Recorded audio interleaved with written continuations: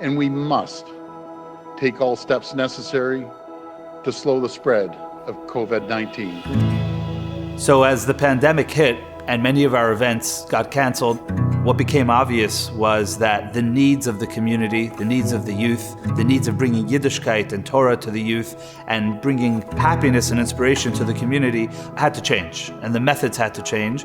And it's not a time to be shut down. It's a time to reinvent ourselves and become relevant to the current needs of our community. That's when we stepped up and we said, okay, now's the time. We need to do something. The very first thing that we did was bring people together. As an ambassador committee, we came up with a mega tie-dye Zoom event. I packaged up all the tie-dye, all the boxes, all the t-shirts.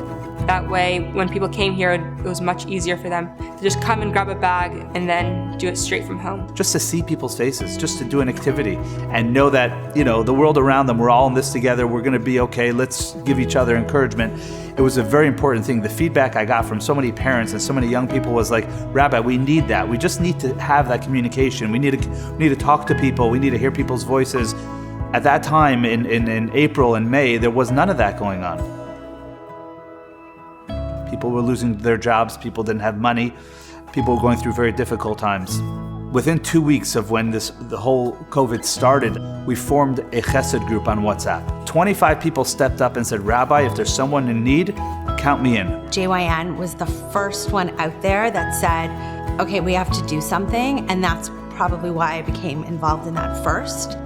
It was such a panicky time for people, such a negative time for people, that it was a great opportunity to do something good. Sponsors stepped up and helped us with gift cards to Sobeys, gift cards to No Frills and Freshco, and sanitizer. We got thousands of bottles of sanitizer donated, masks that were donated, food, eggs, chicken, milk. The requests kept coming in. You saw how many people really needed stuff, like very basic things. And our volunteers were coming here, picking up baskets, making baskets, and just dropping them at the doors of people who need. I remember actually seeing one request, and it was somebody on my street.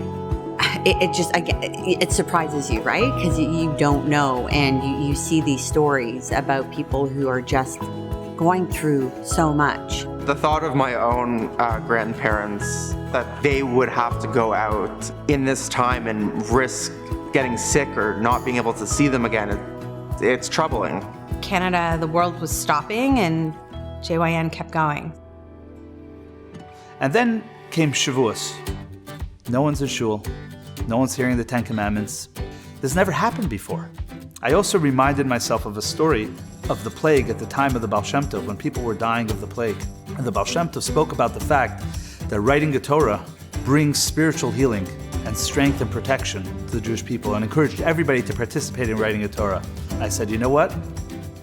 We're going to write a youth Torah so that we reaffirm the youth's commitment that they're the guarantors of the Torah, and we bring health and protection to our community.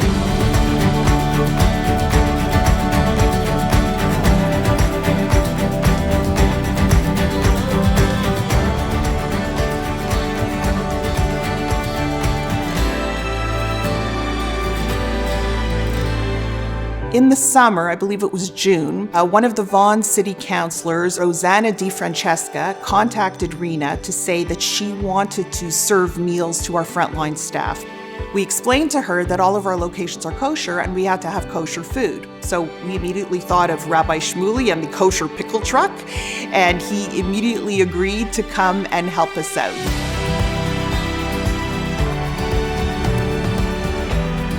The event grew to include Raptor superfan Nav Bhatia, Minister of Education Stephen Lecce, and what was unbelievable was to see people from so many different faiths and so many different cultures come together in a time of crisis to honor our frontline staff. And it was just a true example of what we can all do when we come together in the community to support our most vulnerable. Now, I was reminiscent about the holidays. I love the holidays. But the main thing is I won't be able to hear the shofar. There's no shofar. How in the world I can hear the blowing of the shofar? And then came along, God bless him, Rabbi Shmuley. And once we started talking about it, we said, 1 second.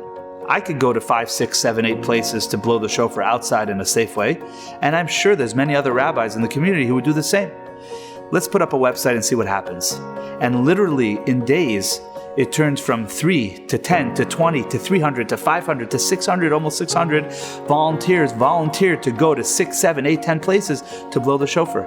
People started registering for places around the world, and over 10,000 people came out to hear the shofar in a safe, public space on Rosh Hashanah in honor of Leah Hachman's 100th birthday. I said, I'm crying. I said, how is it possible?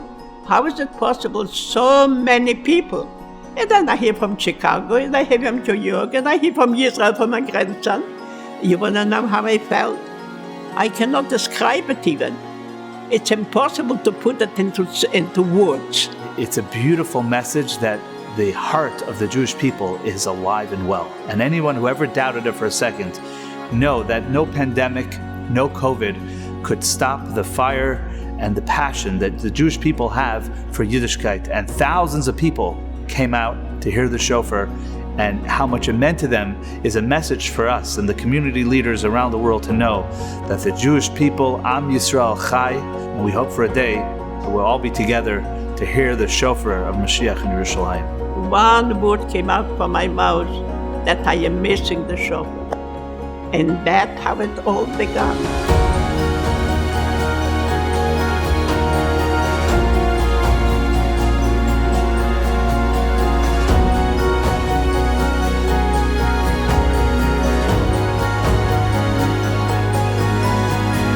It has brought us together in a certain way. It's brought the need of essentials and helping people, being there for each other, realizing what's important. It sort of took our fast-paced life for everybody and slowed it down to give us some time to just look around and see what's important. And while this is all happening, the JYN building is being built. It didn't open up yet. It wasn't ready for a time when the doors couldn't be filled. With all the challenges that we had for JYN, we're still going to plan, we're still going to continue. Our ambassador meetings right now, they feel like regular ambassador meetings that we had before, we're just sitting 6 feet apart. And yeah, COVID was, an issue at first and we didn't know what to do, but it really was like a small hurdle when we're really just moving forward at a normal pace right now. And we're not going to let this COVID stop us from having a positive mindset and having a good time, and I'm so excited to see where we can take it. We're very excited to tell you that as we stand here tonight, the evening of our gala, December 1st, 2020, we always try and take a quick moment and reflect back on what we've achieved and our accomplishments and look forward and look at what can we start new. And I want to introduce to you tonight something you'll be seeing a lot of on social media. You'll be seeing a lot of emails from us about it, a very special initiative called the JYN Launchpad. The JYN Launchpad was actually conceived by one of our former presidents, Cole Resnick, and is going to be worked on and planned by our president's group. A special initiative to give a grant, a special grant of scholarship and education for our youth. Teens will be able to apply to these special grants at various different levels, and it will be incentive based on their involvement in the community. It's a fantastic initiative, so many benefits, such a wonderful opportunity. There are wonderful sponsorship opportunities, from small grants to larger grants, that we're going to be setting up this beautiful, we're calling it the JYN Launchpad, and really to give youth and teens the opportunity as they head out of high school to their post-secondary life experience and learning and education, to give them that grant and a boost as they go along. So keep an eye out. It's something fantastic as we move into a new year. As we move into a new year of JYN, we're always looking to grow, and it may not be an in-person program because of the current situation, but we are growing all the time, and this is a fantastic program, and we're so excited to be able to launch it here on the gala evening tonight. The JYN president for 2019 to 2020 is Mary Stone. Hi, I'm Mary Stone, and I was the Jewish Youth Network president from 2019 to 2020. The fact of the matter is, JYN changed my life completely. Like, I started in grade 9, and I was so young, so impressionable. I was 14 years old, just starting out in high school. I didn't know what I wanted to do. I knew I was Jewish, but I didn't even know the meaning of Judaism until I started classes with Rabbi Shmuley. One of the beautiful things about the JYN Gala every year is the fact that our honoree is one of our youth, one of our students, because the youth make this organization. And the fact that we have an ambassador group, and the fact that we have young presidents and we have young leadership that step up and take time and coordinate and help us with our organization, we wouldn't be who we are today without them. And it's a day like today when the leaves are falling off the trees and beautiful outside, and I'm in the car driving over to Mary's house to present her with the Young Leadership Award for 2020. All throughout grade 9, I was in the classes and learning about Judaism, and then really just feeling connected more than ever to my religion, which was an amazing feeling. Grade 10, I continued to do the classes, and then I told Rabbi Shmuley, I approached him, I was like, I feel like I'm not doing enough. And he was like, okay, well, we're starting a new JYN Connect program where you can mentor youth. Do you want to do that? And I was like, yeah, of course I want to do that. So then I came on Tuesdays from right after school till 7:30. Literally my second home. I was there probably more than I was home at that point, especially because I started being an ambassador in grade 9. It's a world today where there's a lot of confusion, a lot of lack of tolerance, and we need goodness. We need clarity, and clarity is around kindness. And when you see young people step up and get involved in those values and be passionate about them, you're inspired, and you know that is the criteria of a young leader. That is what we're looking for, and she's made an impact on so many of our mentors, our teens, and on the programs, the reach. I could easily say with confidence that thousands of young people and families have been impacted in one way or another through her activities. I had been doing JYN Connect for 2 years, and it's now end of grade 11, and I turned to Rabbi Shmuley and I say, hey, someone asked me about an hours sheet. Like, do you know anything about that? He's like, Mary, this entire program you receive volunteer hours for, and I had no idea. And he was amazed. He was like, you thought you were just doing this for fun? Out of the goodness of your heart? And I was like, of course, like we all were. Let's take a look at it and make sure it's all set, ready to go. The Jewish Youth Network is proud to present the 2020 JYN Young Leadership Award to Mary Stone in esteemed recognition of your exemplary leadership, activism, and dedication to the Jewish youth of Toronto. There we go, boom. And look at that logo. I grew up at JYN, and I will continue to stand with JYN forever. You will always hold a really special place in my heart, and it means the world to me that you guys gave me a chance to be the president, take on leadership roles, run my own programs whenever I asked in my own events, and really just taught me the true meaning of Judaism. You guys mean the world to me, and thank you so much for everything you've done for me, and I hope that in future I can repay back to you, because I would not be the person I am today without JYN. This is how you present the award in 2020.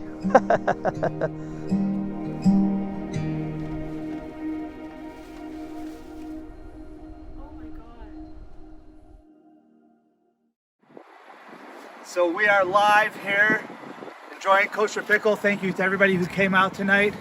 And what an amazing event. I mean, we thought it's COVID, how can we have a gala? what's this year going to look like? Beautiful journal and sponsors, and everybody's at home now enjoying their charcuterie boards and toasting l'chaim to everybody. I want to take a quick moment to thank our committee, our co-chairs, Adi and Elise, thank you so much. And Judy, an amazing job, and Cole, and the whole team. I mean, it's just amazing. I cannot believe it's just so heartwarming that this year we were able to have a gala, and it was just as successful financially for JYN as every year. It's just unbelievable. It's heartwarming that as the last 2 months, as I was calling everybody and asking them for support and telling them what we're doing, everybody was doing what they can to support us. It's just amazing. And here we are, just ready to wrap up the night. JYN building is on its way up, and God willing, next year we'll be enjoying the kosher pickle. And everybody who came out tonight, it was beautiful to see you. And those who didn't come out, we'll see you on Zoom. Send me a Zoom call. It's great, but it was a beautiful night, and the night's not over yet. 10 o'clock we close the silent auction, so please go on our website, jyngala.ca/silent auction, and you can still bid on some stuff. All proceeds go to JYN. And now the moment we've been waiting for, as we finish every year's gala with the grand raffle. So I got my trusty Sobeys bag here, and got all the raffle tickets inside. Oh my goodness, 360 count. Let me open them all up. Second, here we go. Toss those in. Okay. Open those up and close your eyes, pick a number. And we are going to have a lucky winner. The winner of the draw this year before I picked the number, the last many years, the one who would pick the number was always Zadie Larry Robbins, who's been a tremendous pillar and a visionary for JYN. And due to COVID, Larry is Baruch Hashem well and strong. I want to wish him lots of good health, and his family and everybody good health through this COVID pandemic. We're going to come out stronger and better on every level, spiritually, physically, mentally, emotionally. And I'm picking the ticket for you, Larry. But next year, our gala, God willing, will be here in the finished building of JYN, and you're going to pick the ticket. So this ticket is for two people to go to Israel, God willing, after this whole COVID is finished, to go to Israel in good health. And 4 beautiful VIP wine tours. I know whoever wins this will take me along, I'm sure. To the Golan Heights Winery, the Psago Jerusalem Winery, the Barkan Winery, and Alexander Winery. The winning ticket is number 305. 305. If you have this ticket, please call 905-889-7582 and say, Judy, we're going to Israel. Mazel tov. And that's all for tonight's event. Look forward to seeing everybody. Have a great night, and thank you so much for your support.